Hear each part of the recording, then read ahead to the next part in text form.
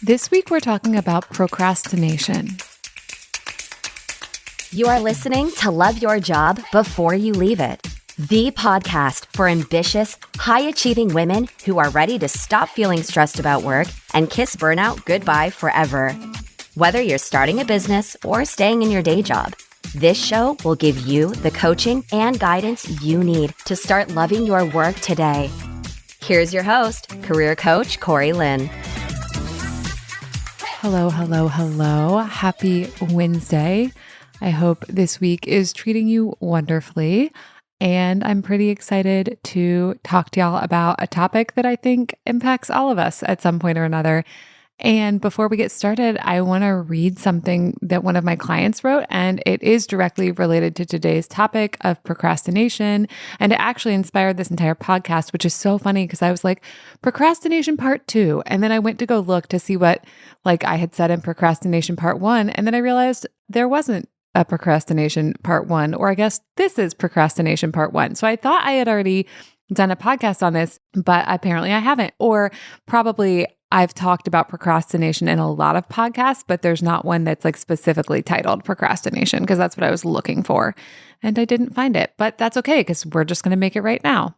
So we were talking about procrastination on one of the SAF calls. And then one of the clients, not the one who was being coached on it, but a different one, wrote up some stuff about their own experiences with procrastination and specifically the ways they've coached themselves on this already and moved through some of the stuff that a lot of people struggle with, the self-judgmental thoughts and stuff. And I loved what this client wrote so much that I asked them if I could share it with you. And they said yes. And they also, rather than be anonymous, said I could tell y'all who they are. So this client is a client of mine named Kathy, and Kathy's worked with me off and on for a few years. And she's done a lot of one-on-one with me. And then now she's in SAF and I adore her. She's wonderful. You're going to adore her too. And you can follow her at thought.work on Instagram. So again, that is thought.work on Instagram. And she's an illustrator and designer. So I've shared her stuff before from my Instagram because she makes cute illustrations that help explain coaching and thought work concepts. And if you're not familiar with the phrase thought work is the kind of coaching that I do, which primarily relates to mindset and how the thoughts we think impact the ways that we feel and impact the actions and inactions we take in the world, which impact everything else, our relationships, our careers, our homes, everything is impacted by this. So that's some background. So here's what the post says. I just wanted to say I totally related to the procrastination topic, and I've struggled with it a lot in the past, parentheses, and still do, end parentheses. I wanted to share what was helpful to me. I've done a lot of work to destigmatize the idea of procrastination to myself. I actually don't even like using the word because I have such a huge reaction to it. So I went through and actually did an accounting of the specific actions I was doing when I thought I was procrastinating. I don't have a specific example on hand, but let's pretend it's something like this. 1, shopping on Amazon. 2, scrolling IG. 3, watching Netflix. 4, organizing a random shelf in my refrigerator. 5, sitting in my chair staring into space. 6, typing in Slack. 7, texting. So looking at this list, I got sad because I was still sitting there labeling a lot of the items as, quote, bad.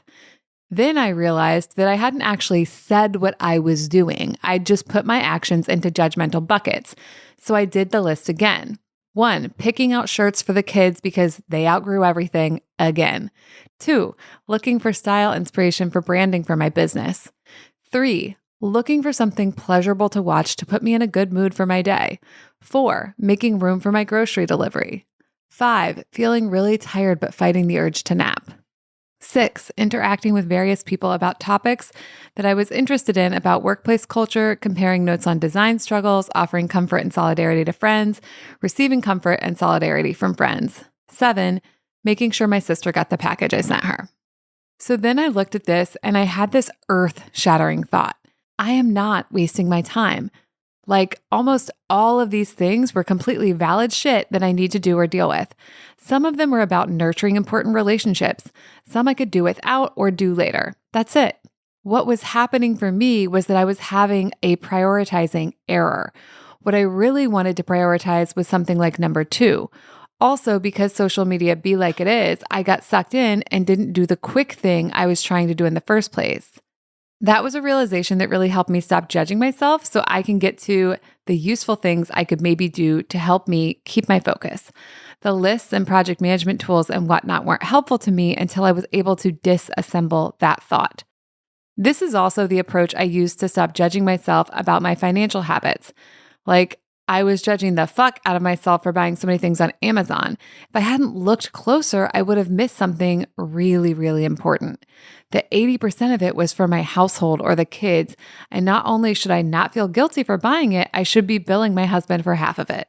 Now I assume there's a good reason for everything I purchase or want to purchase, but I'm allowed to just analyze that and figure out if what I want aligns with current priorities. Anyways, disclaimer, none of this means I never quote unquote procrastinate anymore, but this big weight came off when I was able to shift this. Okay, so I just love so much of what Kathy is talking about in this post because I think we do this all the time for a lot of categories, but especially for procrastination, where we spend some time doing something and then we sort of just assume that what we were doing is bad or wrong or not what we should be doing. And then we put it in this giant bucket called procrastination and then we beat ourselves up for it versus what Kathy then did, which was she really went in and examined, wait, what was I actually doing? And why was I actually doing that stuff? And what she found when she did that was that there was a good reason for everything she was doing. And this hits on something that I teach and talk about a lot, which is I like to assume, now I can't prove this, again, this is an assumption, but I like to operate from the assumption that if I'm doing something, there's a good reason. And then I need to find out what that reason is. And then if I want to stop doing the thing, I have to address the reason. And I have to address the part of me that thinks the thing makes sense in order to stop doing it. But that's not even what we're necessarily talking about here. We're not necessarily talking about stopping because what we're really talking about is getting honest with yourself about what you're doing and if it's even a problem or if the only problem is just that you are labeling it as procrastination and blaming it for you not having whatever experience you want to have. I also just want to say that even if what you are doing isn't something you want to be doing, and if it is quote unquote true procrastination, if you're procrastinating, there's probably a good reason. And it's either the thing that you're trying to get yourself to do feels scary, or you don't know how to get started, or you're going to be mean to yourself when you do it because you won't do it perfectly, or something like that. And so if you are procrastinating in the sense that you're doing something that's not what you want to be doing, or you're not doing the thing you want to be prioritizing, we can look at that. But I think doing what Kathy did, which is really de-stigmatizing and stepping out of that shame spiral loop cycle, is going to be incredibly helpful here. So here's what I want you to think about. Where is an area in your life where you're procrastinating, or where you're adding that label, where you're putting things you're doing into that label? And then let's just get really specific. Like Kathy did, what are you actually doing that you're calling procrastination? And then why are you doing that? And if there were a good reason to be doing that, what is the good reason? And then from there, you can think about okay, so maybe I'm doing these things that do make sense, but maybe I want to shift the prioritization. Maybe I'm getting stuck in these things that actually I'm doing for a good reason, but they're not the thing I want to be spending my time on right now. So one of Kathy's examples was going on social media to look for inspiration for branding, but because social media and Instagram are the way they are, we can sometimes get stuck or trapped there. So in that instance, if you're oh, I actually want to prioritize that, but I don't want to get stuck and trapped there, then one example of something you can do is set a timer. I actually do this. Sometimes I go on Instagram to try to find posts I can share and kind of comment on. Sometimes I go on TikTok just to give myself a little break and watch videos. If I don't set a timer, I'll just watch TikToks for an hour. So setting a timer really helps me sort of honor what the intention of that choice is without getting stuck in the social media loop-de-loop of I'm just here and scrolling and scrolling and scrolling, until eventually I'm what happened? How many hours have gone by? Okay. So once you're aware of what it is you're doing, then you just prioritize it. And if you need to containerize it, by doing things like setting timers, then you containerize things. So you might find out that the things you're doing that you thought were procrastinating are actually like really useful things that you want to have done. Like maybe when you think you're procrastinating, you're like washing all your laundry and you're like, well, I actually don't want to stop washing my laundry, but maybe I want to, containerize it where I'm like, okay, I'll do one load today and I'll spend this much time. And then I'm also going to add in this other high priority thing. Or you might find that the only change you need to make is to stop belittling yourself. I also want to say, like, I believe, and I can't prove this, but I believe that like everyone procrastinates at least a little bit because life is hard and full of like lots of unpleasant things. And when we're trying to do big, difficult things like achieve difficult goals or like get ourselves to job search or like something that like ultimately aligns with our values, but may feel unpleasant in the moment, I think it makes sense like that we would try to like be like, no, I don't really want to. And like kind of like stack a few things in the way of doing that. And I just want to say like, you can have a really incredible, deeply satisfying, wonderful, like wildly delicious life without eliminating procrastination. Like I have a multiple six-figure business. I have an extremely wonderful relationship with my significant other, Alex, and I'm building friendships in Sacramento, and I'm like trying to keep up with my family and like texting people and like doing all this stuff that I think for me is a very satisfying life. And I also still procrastinate. I just like, I don't necessarily think it's a problem. And again, it's like that label piece. It's like if you call it procrastination, then maybe you feel bad about it versus if you call it like, yeah, I'm a social mammal and I like don't always want to do hard things. And sometimes I want like a little treat time before or after. Then I'm just like, yeah, of course. Like it just doesn't have to bother me. So I would offer that for you too. Cause I think the thing is like we get so down on ourselves about the idea of procrastination because we think we shouldn't ever do it. And because we think doing it is preventing us from like reaching our goals. And so if you just like put both of those thoughts down, flip them in reverse, I'm like, yeah, what if you're like supposed to like fuck off sometimes? And like, that's fine. And part of a wonderful, satisfying, but also like really fulfilling life. Like, what if that's okay? Just like we're supposed to rest sometimes, we're supposed to sleep sometimes. We're not always supposed to be like achieving.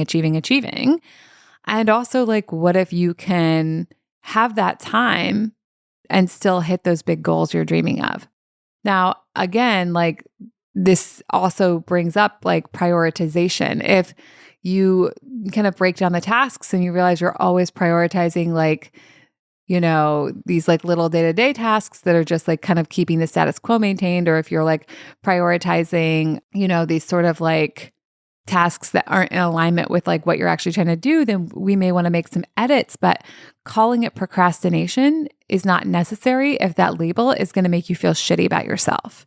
Like anytime we label our behavior in a way that makes us feel shitty about ourselves, I feel like that just pushes us into shame. And shame doesn't want to get up and create and take big, bold risks and like step into the spotlight and, do all that stuff that's like probably part of like getting to our big goals. Shame wants you to curl up and hide and like just like, ooh, like I almost imagine like curling in on myself. Like what are those little bugs? Those like little roly-polies. You're just like, no, thanks. And that's not going to give you the capacity to take these big risks or, to do hard work. Because hard work already feels hard, even if we're like feeling capable and like we're a badass. But hard work's really hard to get yourself to do if you're in that place of like self-judgment and shame. And it feels way too risky, right? If you're already like shitting all over yourself, then risking like the rejection by like putting, a post for your business on social media or like making an inquiry to do an informational interview with someone in a field you're interested in, that's probably going to feel too dangerous if you're already in a place where you feel judged and ashamed. So I think even if you have been doing a bunch of behaviors that don't align with your priorities, like being willing to believe that like, that's okay. You're a human. It doesn't mean anything about you and you're still fully capable.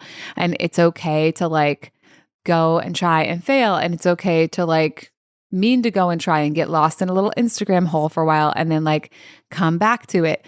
All of that is okay. And all of it can be part of the path to wherever it is you're trying to go, whether you're trying to build a business, whether you're trying to launch a side hustle, whether you're trying to get a new job, whether you're trying to change industries, whether you're trying to like find a partner, whether you're trying to repair a relationship that's had a rupture. There's space, I think, in all of these journeys for activities that aren't as high priority, and also for activities that are actually just sort of more about like, soothing ourselves and like taking a load off for a few minutes. Okay, so to review, when you judge yourself for procrastinating, or even if you don't think it's a judgment, when you notice that procrastination is something you're doing, or you're like procrastinating on a big goal, or if you notice you're spending like a lot of time doing an activity that you generally think of as procrastination, like for me, it's like being on Instagram a lot, you can do what Kathy did and you can actually go back through the specific actions you're listing and think through like what it is you were actually trying to do and why you were trying to do it. And I think this is the space where you can also, even if it's an action that you, like Kathy was saying, like you're like, oh, maybe I don't want to prioritize that right now, or like maybe that could be done at a different time, or like maybe it doesn't actually have to be done at all. You can still like honor the value and the beauty of what you were trying to do, right? So it's like one of Kathy's examples was like cleaning out a shelf in the fridge. And then like when she thought through like what she was actually doing, it was like making room for grocery delivery.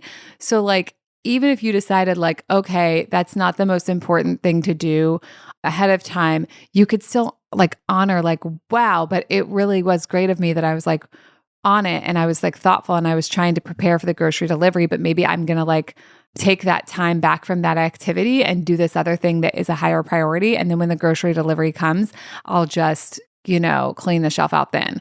So what I'm saying is, if you kind of go through your accounting of like what it is you're actually doing when your brain says you're procrastinating, whether you're going to continue doing that action or not, whether you're going to like keep it prioritized or deprioritize it, whether you're going to ditch it, delegate it, do a worse job on it, or whether you're going to keep doing it, I think taking a moment to pause and appreciating the value of what you were doing is really powerful, because like I'm always saying, I think it's so easy for us and so habitual for us to like dig on ourselves and criticize ourselves and tell ourselves like, oh, why would you do that? Or like, that doesn't matter. Or like, how could you get distracted by that? Versus being like, wow, you were trying to do something really useful and really helpful to future me. And that's really cool. And I appreciate you. However, like we have these priorities. And so we've decided that that's not the highest priority thing, but we can really appreciate the value of what you were trying to do there. And again, even if it's something you don't want to do.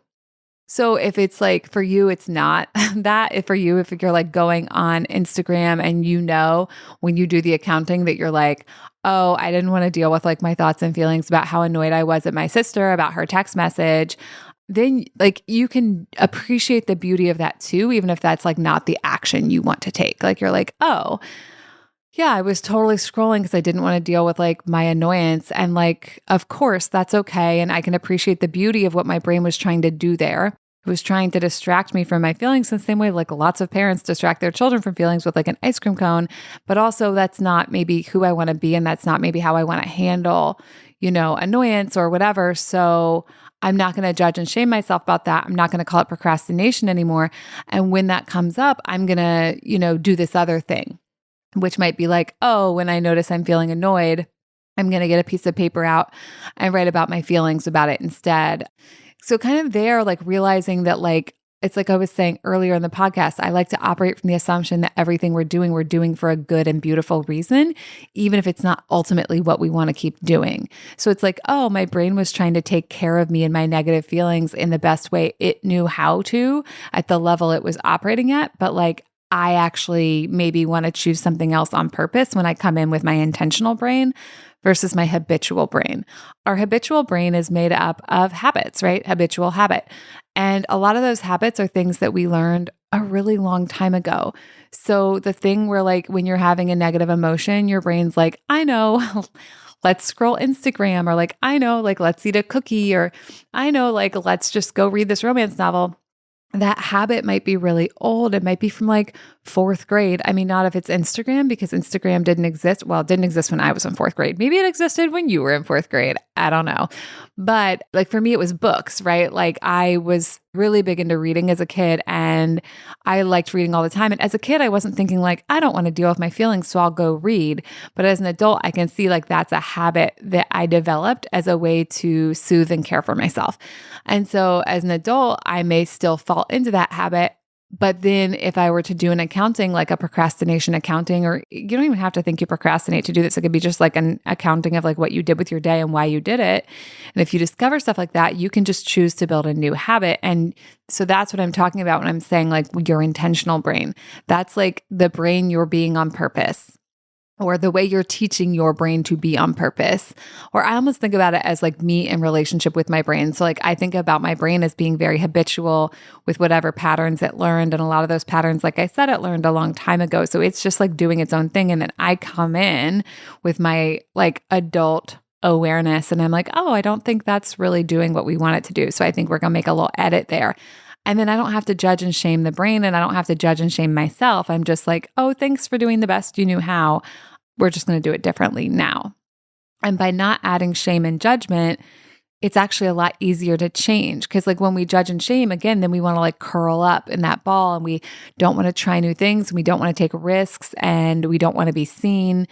And a lot of times, like we sort of dig our heels in, we're like, fuck you, you don't know me, my life's been hard, I have to do it this way, like I can't change. So it like kind of like keeps us trapped in habits we don't even necessarily want and ways of being that aren't really working for us, but we like sort of dig into them. Okay, so I think this is kind of a really different way of thinking about procrastination. And even when I've talked about procrastination on the podcast before, I think I'm usually probably talking about like often the thing we're like trying to do is going to be hard or uncomfortable. So of course we are like on a deep level, we're like, I don't really want to do hard and uncomfortable things. So I'll just do this other thing instead.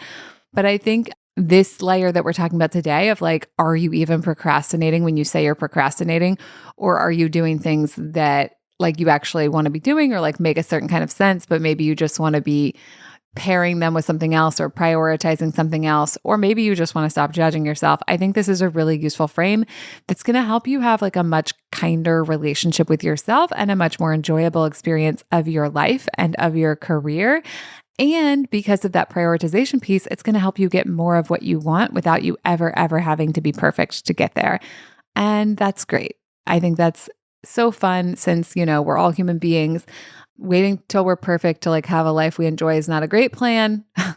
You already are as perfect as you're ever going to be, and you're never going to be perfect. So that's a little paradox for you, which I totally believe. We're all already 100% perfect, and we're also all never going to be perfect because we're human. So that's what I want you to take away for today. And I'm really excited to see how this changes your relationship with yourself to like your goals and your idea of procrastination and your idea of like who you are as a person who gets shit done in the world. And as ever, if this is like really landing for you and you're like, fuck yeah, this is awesome, and you want to take this work deeper, I invite you to scoot on over to my website and sign up for a consult call so we can talk about what's going on in your life and how the things I teach apply to it and what it would look like for us to work together. All right, that's what I have for y'all this week. Have a lovely week, and I'll talk to you next time. Bye. Thank you for listening to Love Your Job Before You Leave It.